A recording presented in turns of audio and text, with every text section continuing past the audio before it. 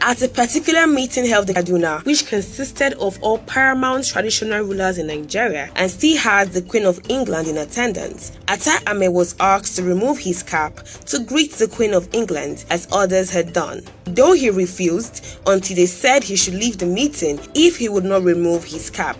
But Attah was not like the others, or was he? It was a taboo for Attah to remove his cap in public. All of a sudden, the entire hall where they were staying was occupied by a swarm of bees, which emanated from the cap of Attah Ameh Oboni, which he removed in order to greet the Queen. The Queen of England, as well as other rulers in the meeting, ran helter-skelter, except the friendly Oba of Benin, who was asked by Attah Ameh to go out before he removed his cap. The hall became empty as some were stung by the bees and the meeting ended.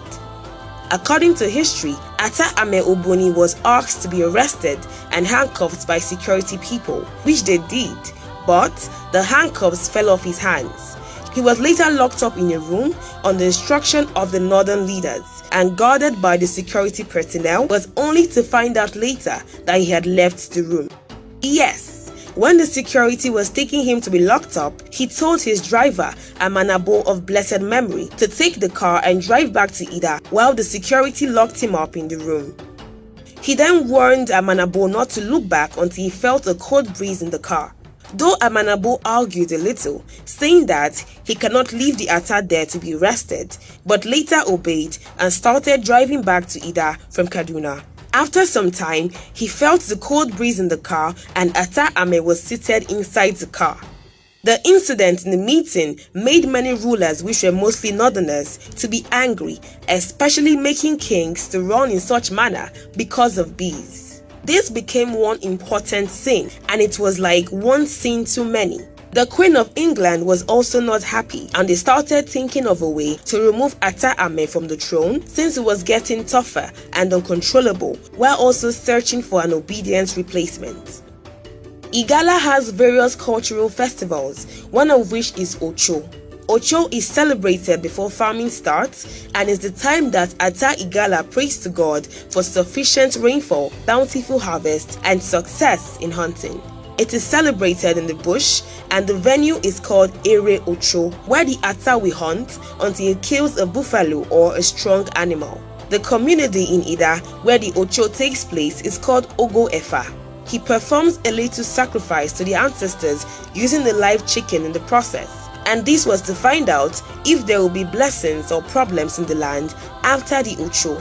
Before this time, the enemies among the Igala people, especially those having connections with the leaders of the northern region, were working hard to get any evidence, either true or false, which can be used to remove him from the throne. The blood of the animal used as sacrifice at Ocho ground now became what the enemies would use against him. Petition was written by these two Igala people to the Queen and some other northern leaders that Attah Ameh was sacrificing humans during the Ocho festivals. Since they were looking for any means to displace him with, judgment was quickly passed that he must be dethroned, even when the investigations were not yet concluded. In addition, all the Igala cultural festivals, including the Ocho, were immediately banned, and this remained for almost 63 years until Governor Yahaya Bello unbans them based on the appeal of the present Attah Igala.